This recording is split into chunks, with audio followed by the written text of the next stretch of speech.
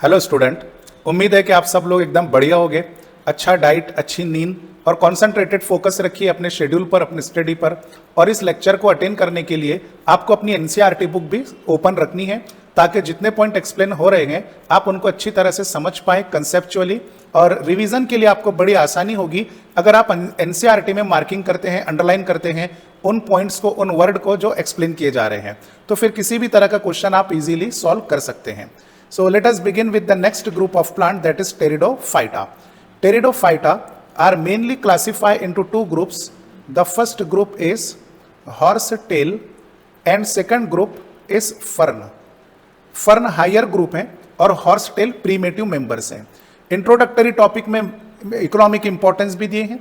तो टेरिडोफाइटा के कुछ मेंबर्स को मेडिसिन के तौर पे यूज किया जाएगा। तो first use is medicinal purposes, second use soil binder. Pteridophyta के जो प्लांट्स होते हैं वो मिट्टी को, सॉइल को अच्छी तरह से बाइंड करके रखते हैं, एग्रीगेट करके रखते हैं। And some members of Pteridophyta having very beautiful leaves. Attraction के लिए जो प्लांट गार्डन में लगाए जाते हैं उन्हें ऑर्नामेंटल प्लांट्स कहते हैं। आप इस डायग्राम के अंदर देख रहे हैं, फर्न का डायग्राम है। इसके लीफ बड़े ही ज्यादा ग्रेसफुल हैं, इसीलिए इसको गमले में घर के अंदर ग्रो किया जाता है। तो some members having ornamental uses. Okay, now we are going to discuss about the main plant body of the Pteridophyta.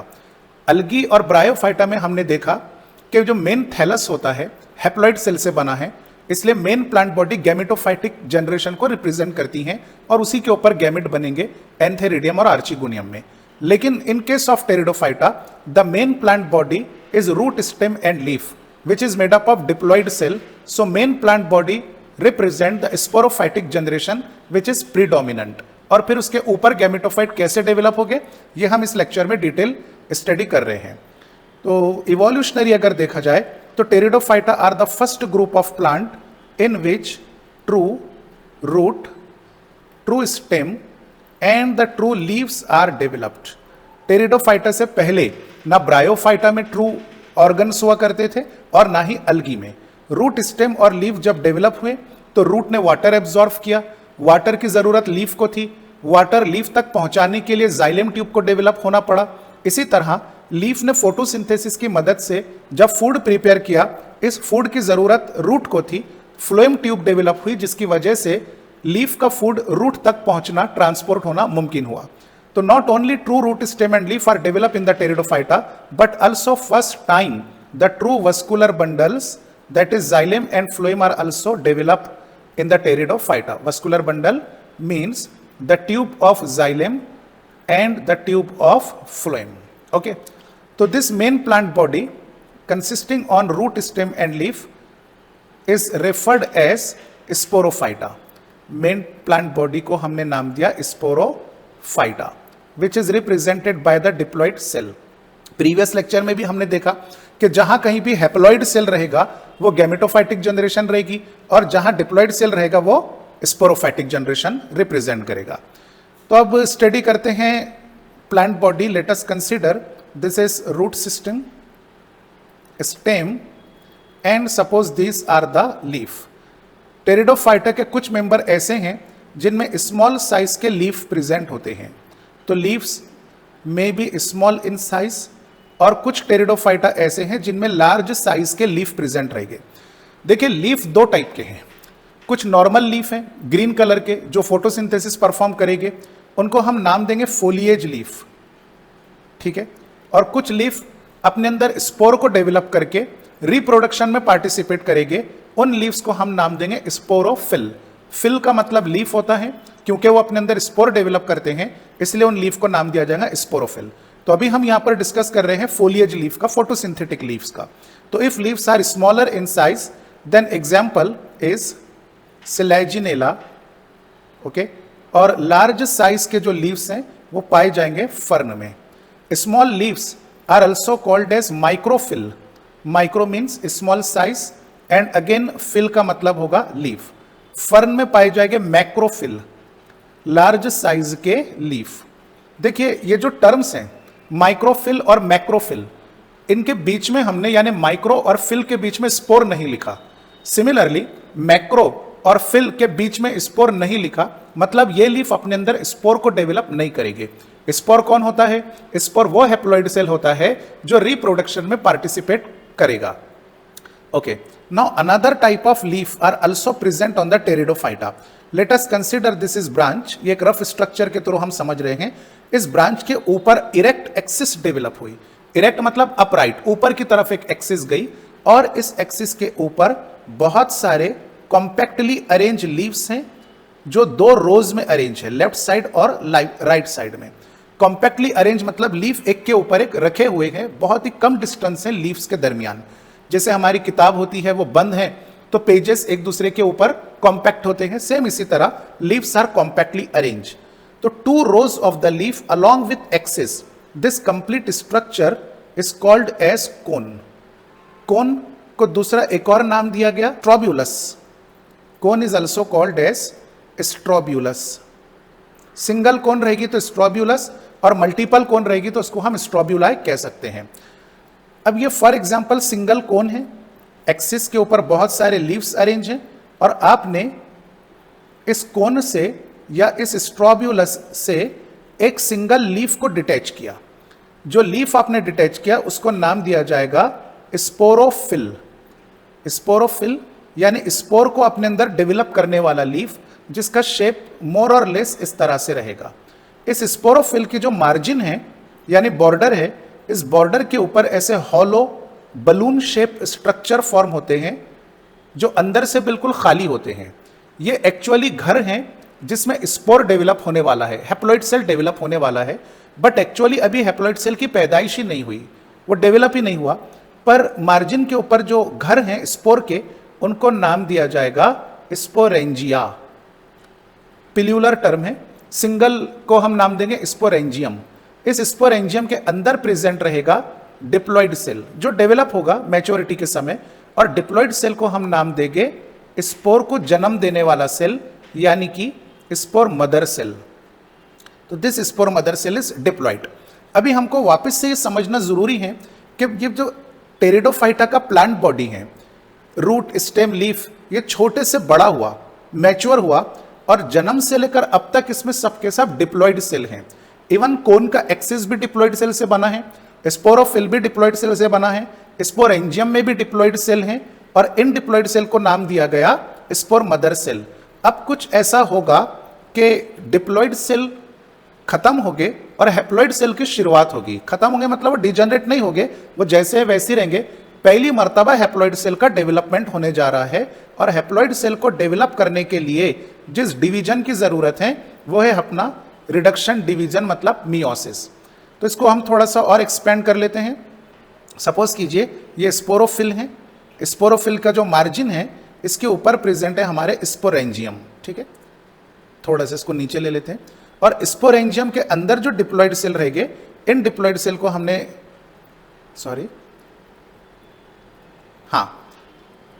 जो डिप्लॉइड सेल स्पोरेंजियम के अंदर हैं इसको हमने नाम दिया spore mother cell which is diploid. अब ये मियोसिस परफॉर्म करेगा और 4 हैप्लॉइड सेल में कन्वर्ट हो जाएगा। There is a formation of 4 haploid cell. इन हैप्लॉइड सेल को हम नाम देंगे स्पोर।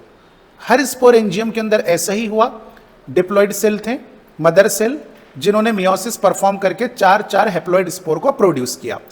अब यूं समझिए कि स्पोरोफिल मैच्योर हो चुका है क्योंकि अंदर स्पोर का फॉर्मेशन हो गया। तो ये जहां पे देखिए एक जनरेशन चेंज हो रही है। मियोसिस से पहले स्पोरोफाइटिक फेज थी डिप्लॉइड सेल वाला, और मियोसिस के बाद गैमेटोफाइटिक फेज स्टार्ट हुई हैप्लॉइड सेल वाली फेज। तो meiosis is a connecting link between sporophytic phase two the gametophytic phase. Meiosis की वजह से गैमेटोफाइटिक फेज का फॉर्मेशन हुआ। अब स्पोर डिस्पर्स होंगे क्योंकि स्पोरेंजियम की वॉल डिटैच होंगी, टूटेंगी, और ये सारे स्पोर नियर बाय सॉइल के ऊपर जाकर के गिर जाएंगे। मॉइस्ट सॉइल, शेडी प्लेसेस, ये टेरिडोफाइटा का हैबिटेट है। तो Pteridophyta are living in moist, cool and shady places, okay, जहां पर वाटर भी अवेलेबल है because water is necessary for fertilisation in Pteridophyta as well.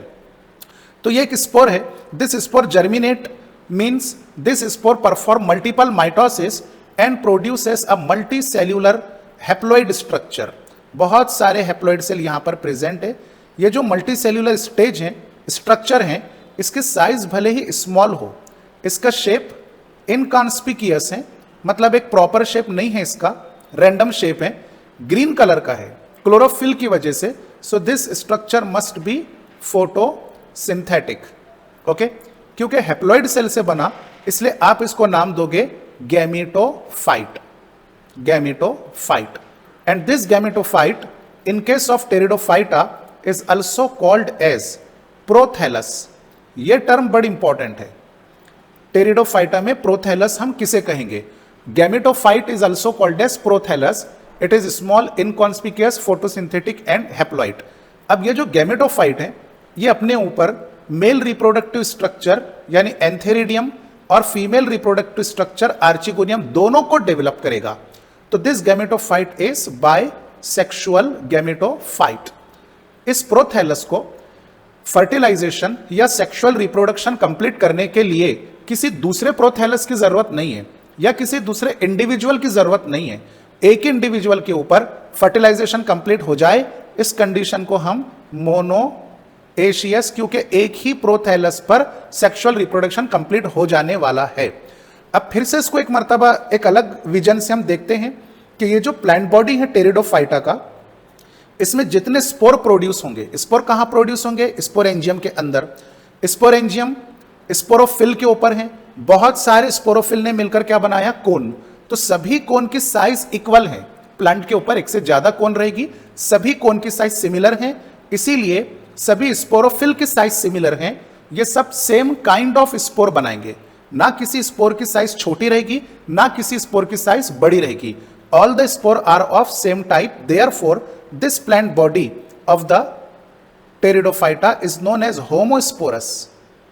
Homosporous. और होमोस्पोरस का एग्जाम्पल आप याद रखिए इक्विसिटम। इक्विसिटम।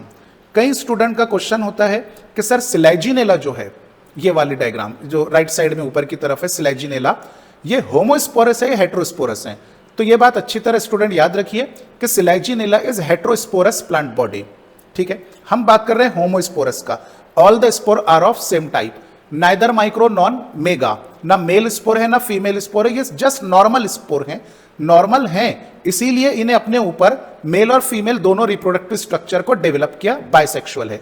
अब रूटीन की तरह ये जो एंथेरेडियम है अपने अंदर बाइफ्लैजिलेटेड एंथेरेजोइट यानी मेल गैमेट बनाएगा। मेल गैमेट वाटर में रिलीज होगा और वाटर के थ्रू फ्लैजेला की मदद से मेल गैमेट एग सेल यानी फीमेल गैमेट से टकराएगा। फर्टिलाइजेशन हुआ और first time diploid cell prothallus के ऊपर डेवलप हुआ।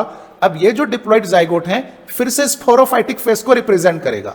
अब ये जो डिप्लॉइड जाइगोट हैं मल्टीपल माइटोसिस परफॉर्म करेगा और एम्ब्रियो तैयार करेगा, लेकिन इस एम्ब्रियो को सीड कोट का प्रोटेक्शन नहीं मिलेगा। मतलब ये ट्रू सीड नहीं है, लेकिन सीड बनने की शुरुआत हो चुकी है। इवोल्यूशनरी अगर हम देखा जाए तो ये जो एम्ब्रियो है this is considered as precursor of the seed habitat. फिर जिम्नोस्पर्म में जाते जाते सीड कोट का फॉर्मेशन भी हो गया, यानी जिम्नोस्पर्म में ट्रू सीड बना। पर टेरिडोफाइटा में ट्रू सीड नहीं है, सिर्फ एम्ब्रियो है जिसको precursor of the seed habitat consider किया जाएगा इवोल्यूशनरी पॉइंट ऑफ व्यू के अकॉर्डिंग। अब इस एम्ब्रियो से डिप्लॉइड रूट जो डिप्लॉइड सेल से बनी है, डिप्लॉइड स्टेम और फिर डिप्लॉइड लीफ डेवलप हो गए, मतलब स्पोरोफाइटिक जनरेशन की शुरुआत हो गई है। तो this is alternation of generation in homosporous pteridophyta. अब देखते हैं हेट्रोस्पोरस टेरिडोफाइटा के बारे में। याद रखिए कि हेट्रोस्पोरस टेरिडोफाइटा का एग्जाम्पल रहेगा selaginella and salvinia. So we are stating here hetero means different size of spore develop करने वाले प्लांट को कहा जाएगा heterosporous pteridophyta. Examples are selaginella and second example is salvinia. ठीक है, अब इसको एक प्लांट बॉडी की मदद से हम समझते हैं। यहां पर सपोज कीजिए टेरिडोफाइटा का स्टेम है, रूट और यहां पे दो ब्रांचेस हैं। ठीक है, एक ब्रांच के ऊपर इरेक्ट एक्सिस डेवलप हुई, स्पाइरली अरेंज कॉम्पैक्ट लीव्स इन 2 रोज, ये हो गया कोन।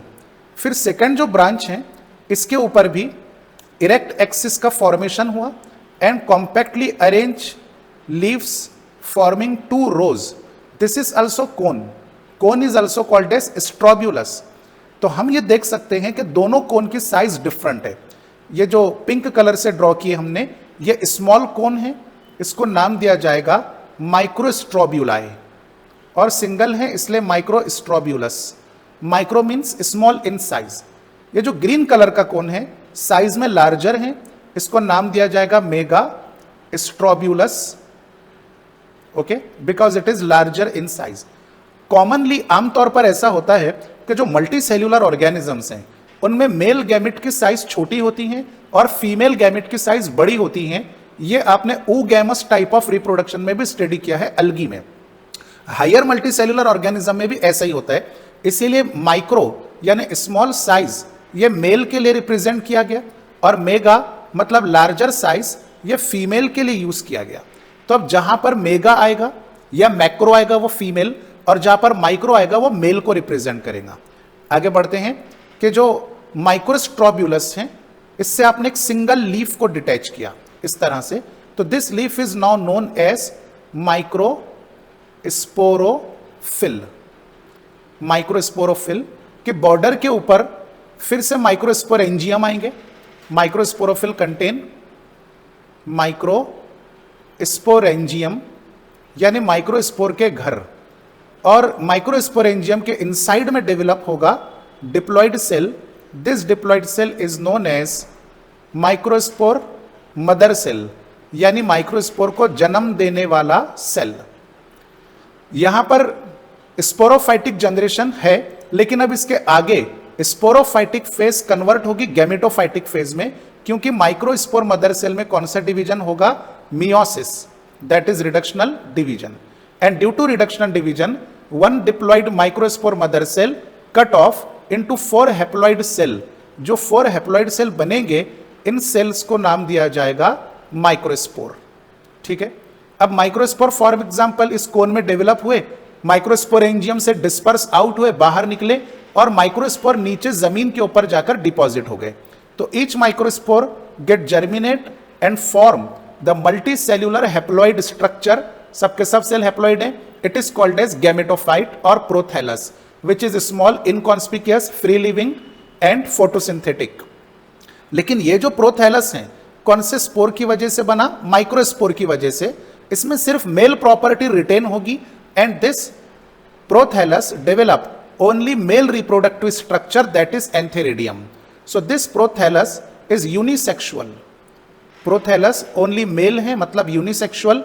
इसको सेक्सुअल रिप्रोडक्शन कंप्लीट करने के लिए, फर्टिलाइजेशन के लिए किसी दूसरे थैलस की जरूरत पड़ेगी जिसके पास फीमेल गैमेट रहेगा। So 2 different individual thallus are require for fertilisation. This condition is known as dioecious condition.